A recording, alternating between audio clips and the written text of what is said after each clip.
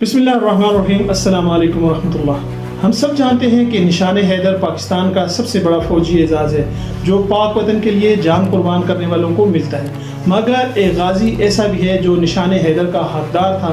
جی بالکل غازی تھا، مگر اس کی ہمت نشان حیدر پانے والوں سے کم نہ تھی۔ یہ 17 اگست 2005 کی بات ہے جب واگا بارڈر کے راستے بھارتی حکام نے قیدیوں کا ایک گروپ پاکستانی حکام کے حوالے کیا۔ اس گروپ میں مختلف نوعیت کے قیدی تھے۔ ان کے ہاتھوں میں گٹھڑیوں کی شکل میں کچھ سامان تھا جو شاید ان کے کپڑے وغیرہ تھے، لیکن اس گروپ کے ساتھ 65 سالہ ایک ایسا پاکستانی بھی شامل تھا جس کے ہاتھوں میں کوئی گٹھڑی نہ تھی، جسم پر ہڈیوں اور ان ہڈیوں کے ساتھ چمٹی ہوئی اس کی کھال کے علاوہ گوشت کا کوئی نام تک نہیں تھا، اور جسم اس طرح مڑا ہوا تھا جیسے پتنگ کے اوپر والی کان مڑی ہوتی ہے۔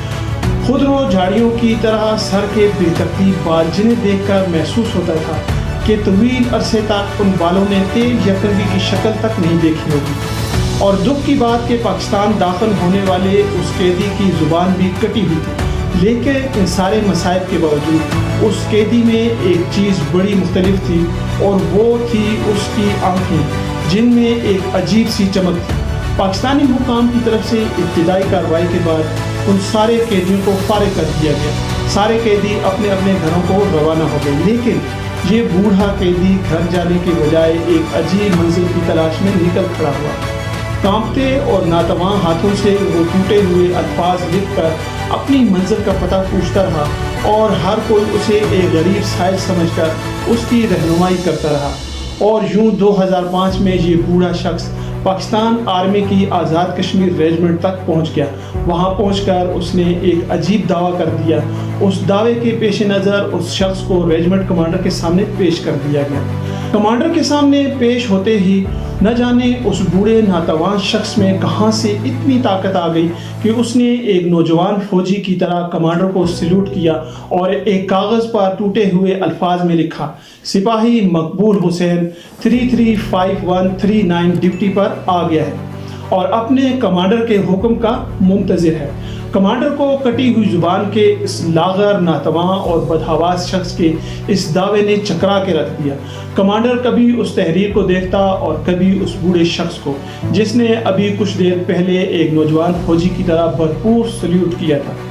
کمانڈر کے حکم پر قیدی کے لکھے ہوئے نام اور نمبر کی مدد سے جب فوجی ریکارڈ کی پرانی فائلوں کی گرد جھاڑی گئی اور اس شخص کے رشتہ داروں کو ڈھونڈ کر لایا گیا تو ایک دل دہلا دینے والی داستان سامنے آئی۔ اور یہ داستان جاننے کے بعد اب پھولوں، فیتوں اور سٹارز والے اس لاغر شخص کو سلیوٹ مار رہے تھے۔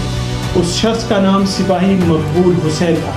ناظرین گرامی، 65 کی جنگ میں سپاہی مقبول حسین کیپٹن شیر کی قیادت میں دشمن کے علاقے میں اسلحہ کے ایک ڈپو کو تباہ کر کے واپس آ رہا تھا کہ دشمن سے جھڑپ ہو گئی۔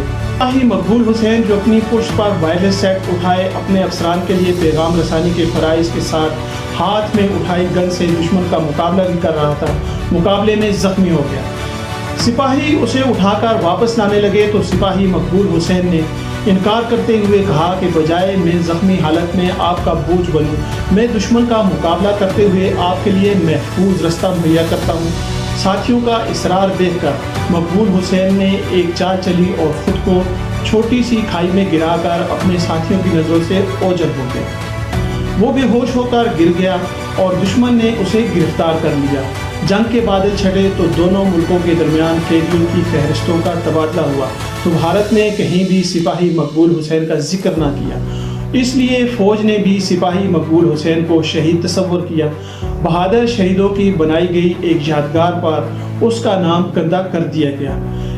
دوسری طرف بھارتی فوج خوبصورت اور کڑیل جسم کے مالک سپاہی مقبول حسین کی زبان کھلوانے کے لیے اس پر ظلم کے پہاڑ توڑنے لگی۔